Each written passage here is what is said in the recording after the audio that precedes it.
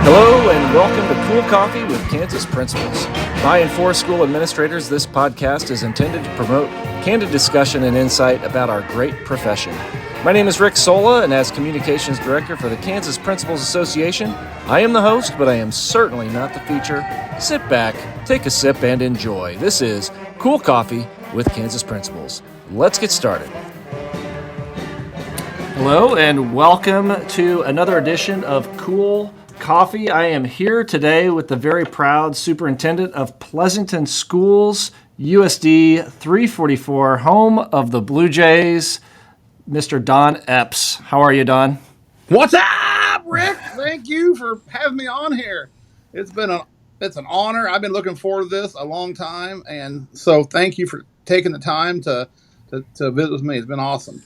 Oh, absolutely. No, this is great. It's an honor to have you on here, and I'm really excited to talk to you and get a little bit more in depth with just a lot of the things that I've seen on your very active social media accounts, and we'll get to it. But I'd also add in there inspirational social media accounts. So I'm excited for you to be able to share a little bit more about that with the principals here that are listening, and for all who decide to tune in. But as we get to that, I'll just start. We just finished. We're recording this on February 6th, and so it's a Thursday. And how did you fill your day today?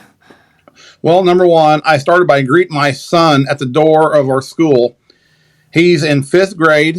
He has two favorite teams in the whole wide world in the NFL. His two favorite teams are obviously the Chiefs and the Philadelphia Eagles. Uh-oh. So he wore an Eagles jersey with a Chiefs cap.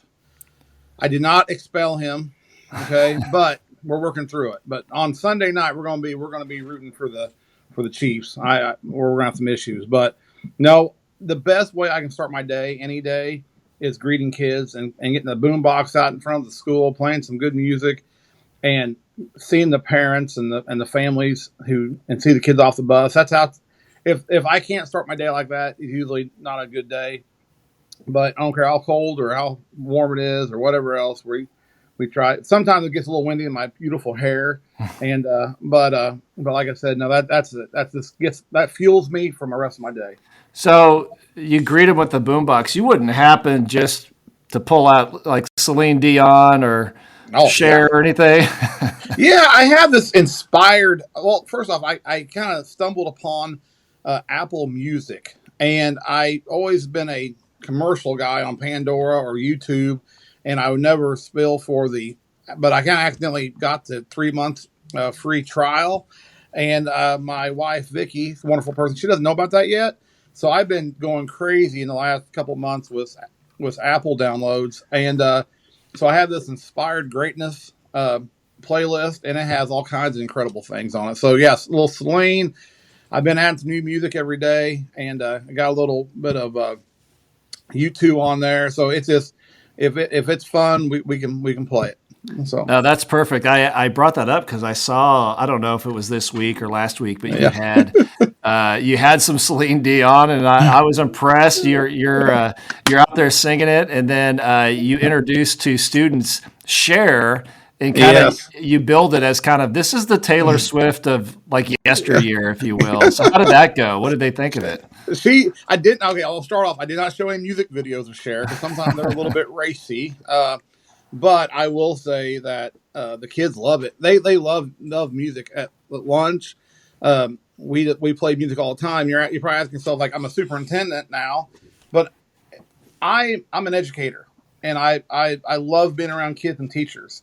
And so I'm going to put myself in those situations. And so I serve peaches at lunch and whatever it takes. We have different fruits and vegetables I serve at lunch in the lunch line. And then once we're done serving, we get out there and we have these huge dance parties. And so I introduce the kids to all kinds of amazing music. And we got every grade level now is getting me a playlist. So like the 1st grade playlist, and then I got a high school playlist, but like every grade level's got their own. And it gets, sometimes there's music wars in there because they want to hear. I have little fingerprints all over my shirts sometimes and my sports coat, because kids come up with they got pasta on their finger and like tug at my shirt. Mr. Epps, I want to hear The big one is Cupid Shuffle is still alive. I mean, it doesn't go Yep. anywhere. Church Clap, the big one now. Oh my gosh, Church Clap, that's crazy. I was And going to ask if church clap because that promotes just the most incredible reaction. We'll do music yeah, on like a Friday in the yeah, lunchroom, and when that song comes on, the shrill that you first hear, and then yeah. immediately they start getting into the dancing. It's incredible. Rick, could you invite me to your lunchroom sometime on a Friday? Hey, I would. you are welcome anytime. Yeah, Okay. we'll queue up church clap, and like I said, I didn't even know what it was until I saw this reaction, and then I had to learn a little bit more about it. But Well, you got no kids. Got to be flexible to do that church clap. They yeah, don't mess around. I'll watch, but I don't have that kind of No. ability. But yeah, I love that you mentioned you're a superintendent now, but you're an educator and getting in to the schools. And part of this show with our guest is to share that road to the chair, the road to where you're at right now. And what did that road look like? You are now the superintendent in Pleasanton, Yeah. but how'd you get there? Well, number one, coming out of high school, I had an incredible person in my life named Charlie Beckman, who I named my son after, our Charlie, and he gave me an opportunity to be a football aide as a senior. We had junior high during the school day practice. So when I was a senior high school, we could like during the seventh period, we had junior high practice, and I did it, and I quickly knew this is my calling. This is what I love. I received so much energy from going out there with those kids, and I was just an older role model, hopefully, for those kids. But after the end of that season, Mr. Beckman pulled me over and he says, Donnie, you are a football coach and teacher. And you're a coach and teacher. And I believed him. And so from that point forward, I got an education path. My family we had a lot of agricultural experience and background, but it was education from that point forward. And I'm I just loved it. And so from that point, I wanted to put myself around the greatest people possible to learn and grow. I think a quality of all great leaders is you have a quest to learn every day, and you're humble enough to know that you don't have all the answers and you need to learn. And I'm that way. That's why I listen to your podcast so much, Rick. It's amazing to hear all the great people around the state of Kansas, and so I was able to later on while I was still in college coach at St. Mary's Colgan with Chuck Smith, and then after that, after I got out of college, I continued to coach at Colgan. And then later I moved to Fort Scott to be the defensive coordinator. I was 25 years old, defensive coordinator at Fort Scott. And within that year, the legendary coach Bob Campbell went into the business world. And then I become the head coach at 26. And the only reason I mentioned that is I thought I had all the answers back then. And it's awesome what you don't know. It's like this amazing ignorance, I guess. But growing up in our grain elevator here in Pleasanton, Kansas, where I'm at currently, I'm coming back home in the last couple of years. My parents modeled how to treat people and this work ethic and how to do the little things right. And people will always remember how you treat them. And that's why I took those principles and went through education that way. You know how I went from a teacher to a administrator. Well, I got to a point where I believed the culture we had in our classroom and how we treated each other and how we did that on our sports teams that I coached, track, football, and even basketball. We could then take that to the building, and I saw that's where I had the itch, I guess. And so I first became an administrator in Diamond High School down in Southwest Missouri, down south of Joplin. Loved it. It was an amazing experience, and I noticed while I was at Diamond, I was a high school principal, like I said, I noticed sixth grade was a really pivotal year in a kid's life. That every kid we hope comes to school with a spark in their eye, like they can do anything in the world. And I noticed that is where a lot of dreams die sometimes, right around that fifth to seventh grade, range. And so I love Diamond, but I wasn't from Missouri, although I grew up on the state line. And when Royster Middle School position opened up as a principal there in Chanute, great school district, great community, I felt compelled that this is a calling for me to be a middle school principal. Up until that point, I've only been a middle school coach this a few times in my career, just middle school. Everything else has been high school. And I quickly realized within about the first 2 days of being a middle school principal, this is my maturity level. Okay, I'm like a sixth, I'm like a middle school kid, and so, and what I loved about it is that if you are genuine, it will always win. Kids can detect it. Staff can detect. You know that, Rick. I mean, Yep. and so after being at Royster for 5 years, the combination, my dad's health is not great, and he's still going. But I just felt when this position opened up, I never thought I'd leave Royster. I was going to be there for my career, and Chanute, we loved it. That was our home, and so it was really, really tough to leave. But when the superintendent job opened up in Pleasanton, that's a community I grew up in. I didn't go to high school here. I went to school in Jayhawk because that's the way we had a kind of weird school border, but which is 5 miles away in Mound City. And also in Mound City, in the class of 1997, I have a horrible, horrible senior picture with me as a mustache.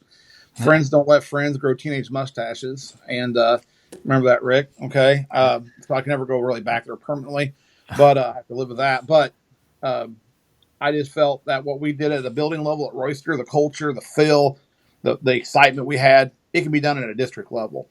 And coming to Pleasanton, we're a small school district, but it's a school district where I can see every kid every day. And that's so special to me. And I can see every teacher every day.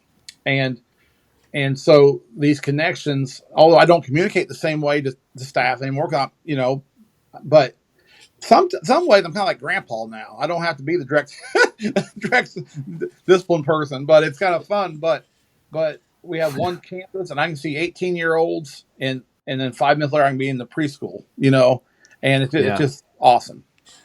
That's a funny analogy. You say grandpa, so things you're in the building, loving it. Things start happening. You know what? I'm gonna go to the other grade level here, and good luck with all that. I'm out. All right, call me if you need me. So.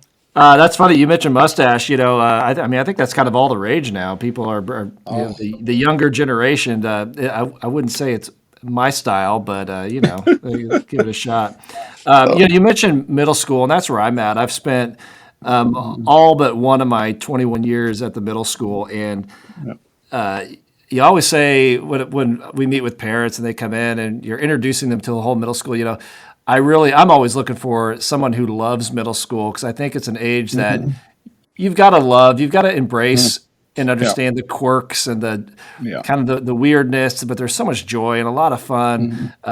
Middle school is not for everybody, but for us who it's for, man, what a great place to be. I refer to it as I've heard it called the best kept secret. Because I think a lot of people try to almost recoil at the thought of middle school. Man, there's a lot of really good things happening in those middle levels. It's amazing, and everybody we all have insecurities, but in that middle school time, that's when you really be exposed, and kids need to have confidence. They need to feel comfortable who they are, and that's the mission we're on, Rick. We want kids to feel like they're valued and they're loved and they're cared for, and they go do great things, and that's why we do what we do every day.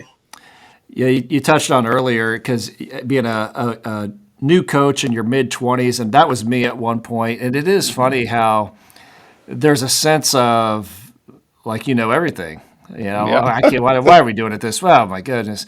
And that really taps into that whole ignorance is bliss saying, which I don't think I fully understood until I got older. And they're like, oh yeah, there is a bliss to not knowing, but.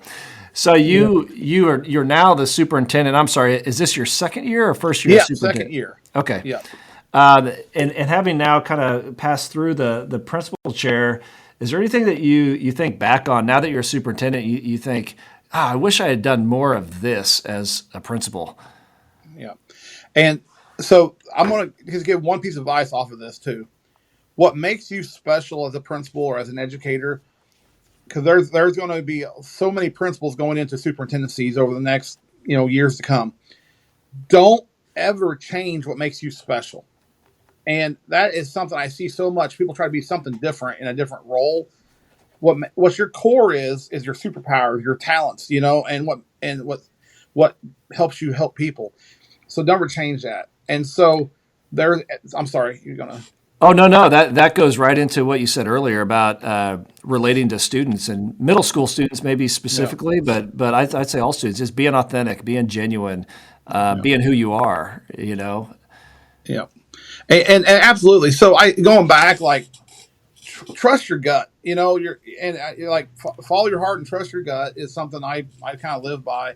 And if I could go back to be a principal, who knows? I may go back to being a football coach someday. Full time, or in history. I love history teaching, but I would say one thing going back would be never don't beat myself up so much on things that didn't go the way I'm hard on myself, and Sure. we got to cut ourselves a little slack. I think life's hard enough, and we got enough criticism and enough out there. And I think I should have probably gave myself a little more grace, as a principal. I lived and died by every decision I made a lot, and I still do it now, the superintendent. But it's just we all need to cut because life's so hard, Rick. I just like give yourself grace, cut yourself some slack, and just follow your heart and trust your gut.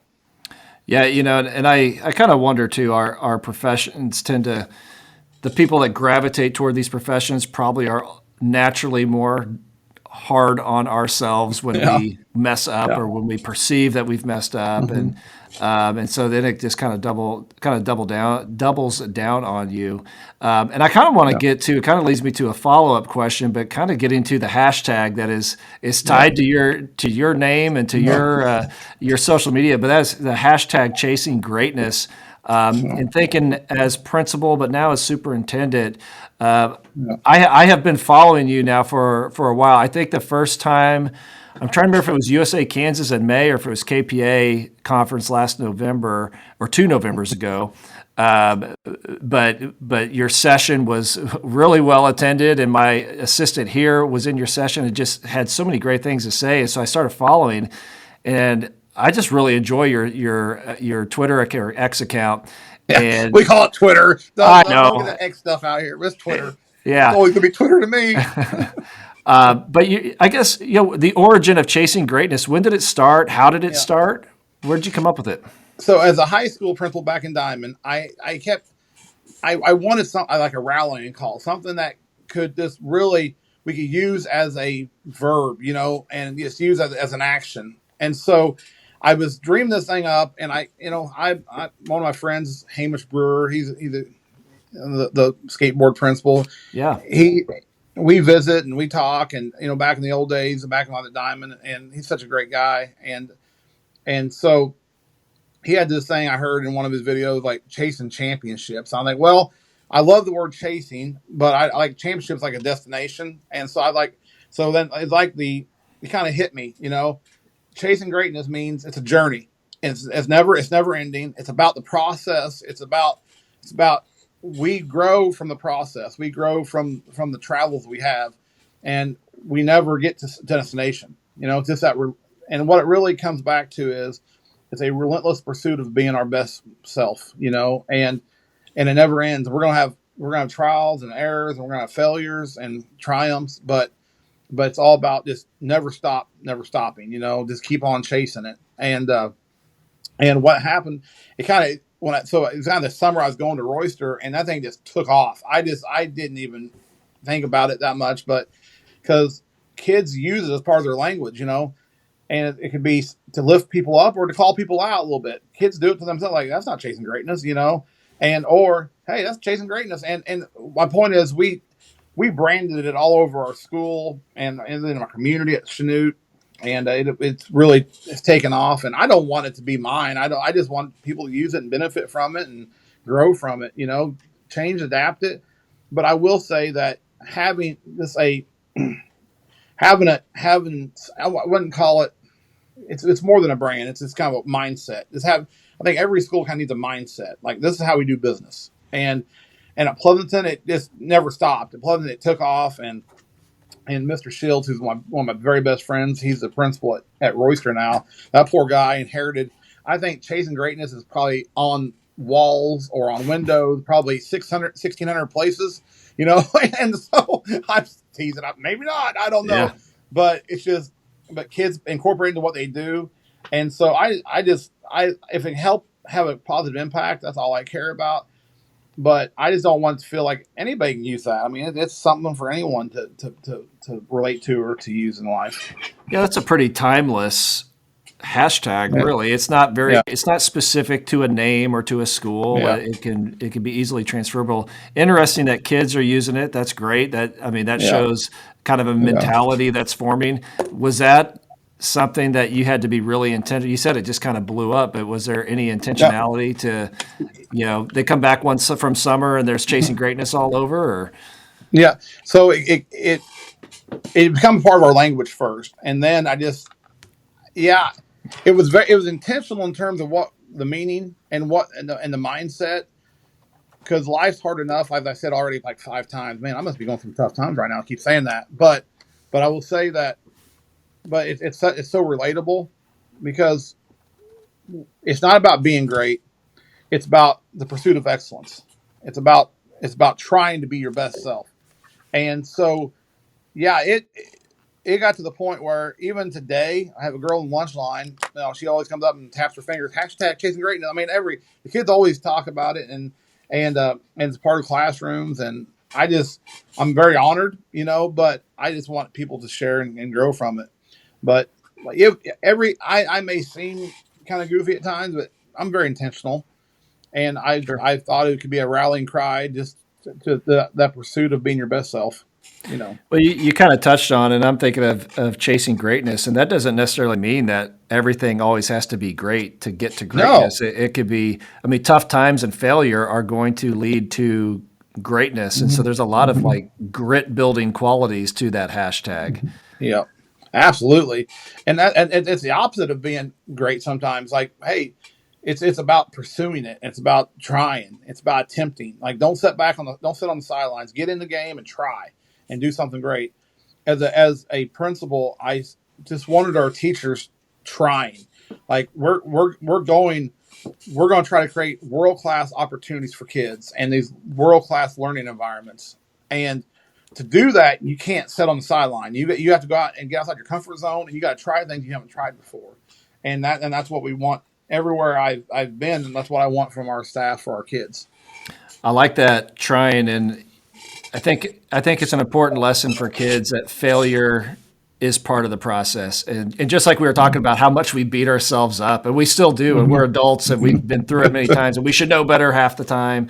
Yeah. But kids don't necessarily know that, but to be able to see examples from their teachers, the staff, all the way up to their superintendent, it's a good lesson. And a lot of times we're just kind of planting seeds that hopefully kind of takes root eventually. But that's a good example of that. So, what does chasing greatness, I guess specifically maybe this year or right now, what is that? When you launched your second year in Pleasanton, what did that look like? Chasing greatness back in August. Yeah. So what's important? It's like it's not something that's like a lot of times schools have like these yearly mottos or these yearly themes and stuff. It's not. It's not that. It never stops. It's always going to be around. And so blank can be chasing greatness. So you can put chasing greatness on the front end or back side of anything you're trying to accomplish. And so like this year in particular, year 2 of leadership is tough. I believe. I think it's your toughest year, because now you know what you didn't know, and now you Right. know, and like the learning doing gap is at an all-time high. And so the something funny to think about is know better, do better. We always hear about that. So so right now I'm in this relentless mission trying, hey, we know better, we got to do better, trying to help our staff. And what I'm trying to instill here is it's okay to fail, but we're never giving up. But if you're failing, you're trying. And so that's what I really want to try to hit it with right now is beyond just being a couple words put together with a hashtag. It's I have to model it, and I have to be vulnerable. I have to put myself out there. And Rick, I'm fully aware I'm one of one. They're not, and thank God there's no one else like me. Okay, that's a good thing. And my dad is, but that's he helped build me, and my son's coming to me, and that's dangerous in its own right. But I just don't. I just want people to feel comfortable being uncomfortable and being willing to try and know they're going to be supported. And that's what we're trying to do here in year 2. Chasing greatness is a process, and we're going for it. Like we're like I will give you one example. If we want to have the greatest learning environment in the world, why can't we do that? But it's not about being the best. Well, how do you even determine that? But what's that look like? And what are we doing to get there? And that's what it kind of boils down to. Like, if we're going to have the cleanest school, the three things I started here with, like, we're going to be best in the world how we treat each other. We're going to be the best in the world how we take care of our school. And we're going to, and things like that. We're going to be the best in the world for the kids we serve. And we all can start visualizing what that looks like. And we start aspiring for something. And once we start aspiring, great things start happening. Yeah. You said, I think going back a second, if you're failing, you're trying. And is that what you said? If you're failing, you're trying. Yeah. And I just thought, I wrote that down. I thought that it's just a good way to think of it. And, maybe, I think working it with kids in general, you see a lot of failures. I tell students often, like, you're not at a bad age to learn from these kinds of mistakes. 10 years from now, it could mean something whole different deal. But keep trying, keep at it. I want to touch on too. There's another hashtag, and I don't know how often or how long you've been using it, but I noticed it going back, and I really liked it. It was hashtag joyful leaders. Yep. Where did that come from? That's Bethany Hill. She is a administrator now. She works for a service center down in Central Arkansas, and she's an amazing person. And Bethany Hill has been a beacon of light in education for a long time, and I just kept using it because I love it, and it's not mine at all. She made it big probably around 2018, 19, but I just kept on trucking with it. I don't know if she even uses it. I mean, she still uses it and things, but it's everyone. It's other people that's kind of taken off with it, and so I try to.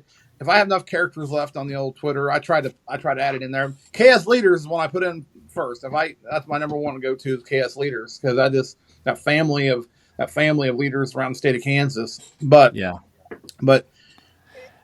people see the joy, and joy is visible, and that's what we want.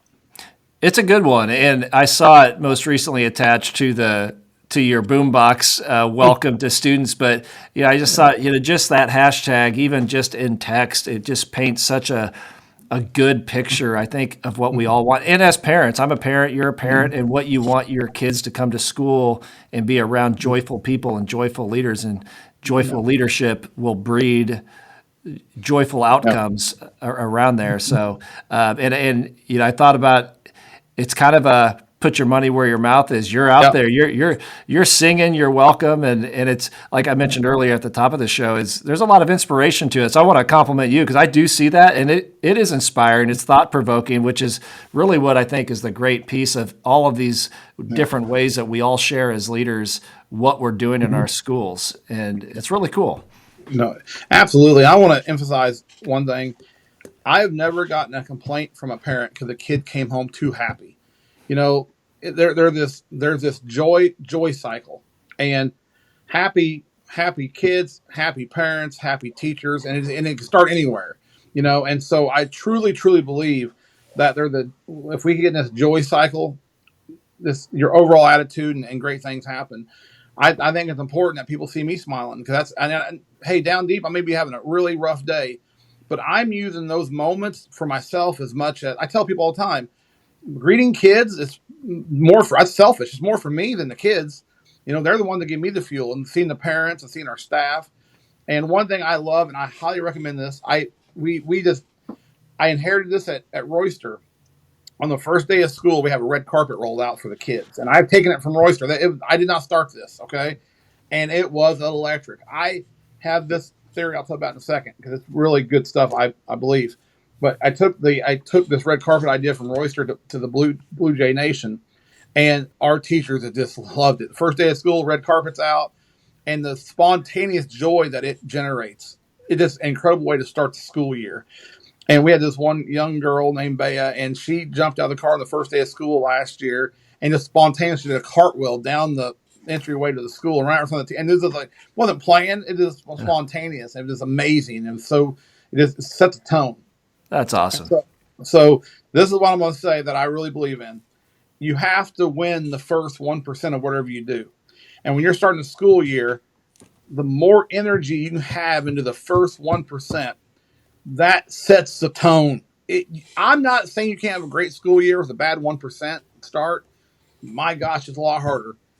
And it's overlooked. There's everyday moments we overlook or just let pass us by that we have to win. And how we start our day, how we start our class, how we start a school year really sets the tone for excitement, for expectations, for the joy, and how, and like I said before, how we do business. We're in the business of supporting kids and helping kids grow into the greatest version of themselves, and that's what we do. That's what drives us every day. Not very many people can say that. That's really good. I'm going to probably steal that. Win the first Yeah, I know, 1% of Caleb. what you do. That's Yeah. that's really good, and because we do naturally think of that first day and kind of the kickoff and the Mm-hmm. celebration. But you said also the first 1% of your class every day, and Mm-hmm. for, Yeah. what a great positive mindset that Mm-hmm. just kind of builds on that joyful leader and chasing greatness, and that's Yeah. fantastic. So thinking about right now as superintendent. And I'm sorry, how many principals do you have in Uh, Pleasant? we just have two. We're a small school district, so that's why I'm so involved. I do a lot of I still do a lot of principal work, and a lot of principal work, and it's great. I love it, and I want to get our. We have amazing principals. Nathan Meek is our principal at our elementary school, pre-K through 6, and Sarah Conley is our 7 through 12 principal. Two amazing leaders in our school district, and making a huge difference. But we want them to be a part of the PD process. And so going to KPA, for example, doing those activities and through all these different USA, Kansas, and emerging leaders. And so I'm very, very happy they've been a part of those the last 2 years. So it gives me opportunities to go into the buildings, and support the buildings. And so that's been very exciting as well.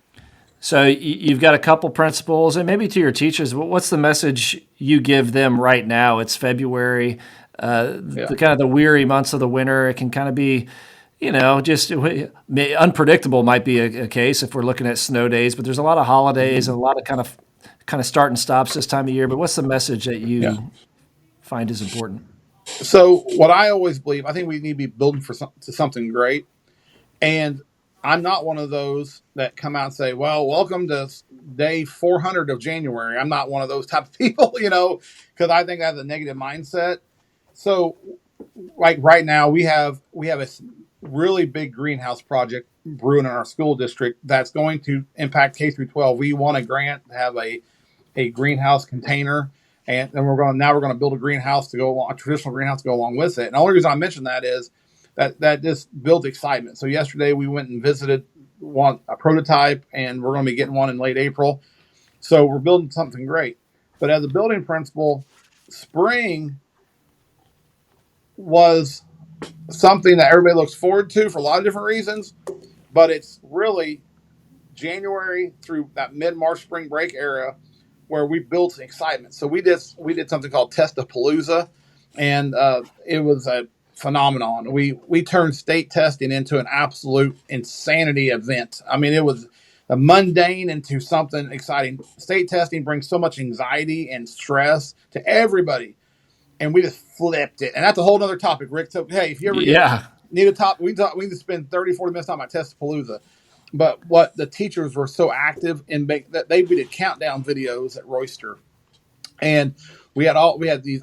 It was such a process getting ready for this that it built excitement, and so I believe that every day we have to have something positive to focus on, and that was kind of Testapalooza was something really amazing. I felt I'm so proud of it. I just barely mentioned it, but if anybody ever wants to talk about Testapalooza, I'm always down. That is intriguing because when you just hear Testapalooza, there's an initial thought of, oh gosh, the testing, but yeah, Palooza, that there's a lot of fun that goes with that. So yeah, definitely intriguing. That's definitely another topic to discuss on here at some point. No, I love that. And there's just it sounds like so many great things happening out there in Blue Jay Nation, as you call it, out in Pleasanton, and and that's where I do want to give you a chance. You've already shouted out and kind of spoke very highly of your people and your community, but I love to give that opportunity. Like the stage is yours. Brag on your people, Blue Jay Nation. Let's hear it. Well, first of all, I have an amazing school board that supports me. So they get me, and they just kind of turn me loose to be who I am, and so I'm so appreciative of that. And like I said, and our our principals lead incredible schools, and our staff, and we try our mission in life is connect great people with great kids, and people make the difference every single day. So how we greet kids on the school bus, or how they get to school, or throughout the entire day. So I'm just so honored to be a part of this great community, a community that I grew up in, and I take that with a lot of reverence. There's so many wonderful people that I think of. They're no longer with us in this community. I want to help continue that legacy. But Mr. Meek and Mrs. Conley, they're leading great schools, and they'd be great guests to have on here too. But I want to emphasize one thing: people make the difference every single time. And we want everyone to feel like they are the single most important person in that moment at that time. Like when a teacher walks in the classroom, they feel that it's like a self-efficacy unleashed, where there's no one better for that kid right now than them. And then when you think of that as a school, you can do anything. It's over. I mean, you can do anything you want, and we want everybody to feel that way, and to feel that kind of that kind of control. Effective leaders, great leaders, know how to release control. It's not about empowering; it's about releasing control to let great people do great work. And and I can't fail to mention my wife Vicky, who is a saint, who there is someday far from now going to be a place in heaven for her to be married to me. And so I'm way beyond my Awesome. great looks, a lot more. I'm an onion, a lot of layers. And so literally, but, and so my wife and kids just been so patient with me, and so loving and supportive. And so because they a lot of times they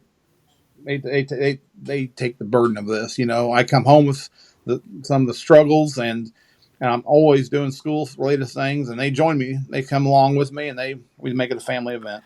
Well, I mentioned earlier the inspiration I see from a lot of your posts, and some of that truly does come from because your family is part of a lot of your posts. Yeah. And family's a big part of all of our lives, and I've got 3 kids myself, a wife, and you just hit on it. Our job can be in some way, there can be kind of some burden when you go home. It's sitting on you, and oftentimes that can translate. And so the support, you talk about an episode topic for the show, support at home, from spouses, from kids, and the understanding of. Someone once said to me, we don't have an occupation, we have a lifestyle. That we exactly. We're all in, and there it's such a privilege. I wouldn't want to do anything else. But you're right. There's kind of, we talk about that balance at home, and I don't know if it's truly a 50-50 type balance, but there's certainly I don't know what the word would be, like a touch to it, and that understanding of a spouse or a family is I think it's critical in our role. Yeah. Rick, you said it. And what you're doing with this podcast is so critically important to education. We're together in this, and it's like therapy to listen, and the excitement, listen to Melissa Evans talk, she's awesome. There's so many great leaders around the Sunflower State. I'm so humbled, but everybody, we need those stories out there. We got to hear and be inspired by them and grow from them. And so you're doing amazing work, Rick. We appreciate you so much. Well, thanks for listening. And that's exactly kind of what this is for. There's so many great leaders, and I've mentioned to it many times on just the connections being made on this show, but it's really just sharing the stories. We all can empathize to some degree, relate to some degree, and truly make connections with people that we may not otherwise be able to connect with. And so, thank you for that, and thanks for listening. But it's really all about the stories and the people that are out there providing their own flavor of leadership across this state. And I think you mentioned it earlier that we all have something to offer that's unique to us, and to tap into that is an important piece. So, well, Don, I know it's busy. It's after a long day, but the invite to come to our lunchroom any day stands. So Yes. you come up to Chisholm Trail, we'll get you down there. We'll queue up Church Clap, and we'll let it go. I'm gonna go by and get Dr. Yeager. We're gonna come by my school tours, and we're gonna rock and roll. Hey, perfect. Yeah, bring them along. That'll be great. But no, you just keep doing great work, Rick. And I'm proud of you, and I appreciate you so much. Well, I appreciate it, and it sounds like great things in Pleasanton, and we'll keep on following on the social media, and I'll put some things in the show notes there. And just also, you reference the great leaders in this state. If anybody's listening has any thought, there is a form that can be filled out. Feel free to submit that, recommend someone that we could bring on the show, share their story and their impact that's happening all over their district. So, but Don, hey, thanks a lot. I'll let you go, and let's go Chiefs this weekend. Go Chiefs. All right. Baby. I got this 3-peat. All right. Hey, take care. Thank you. Thank you. Check the notes section for more information on this episode and to learn more about the KPA and its mission to develop and support all principals through optimized learning, collaborative leadership, networking, and service. Be sure to check back in for our next episode and spread the word about cool coffee with Kansas principals. Catch you next time.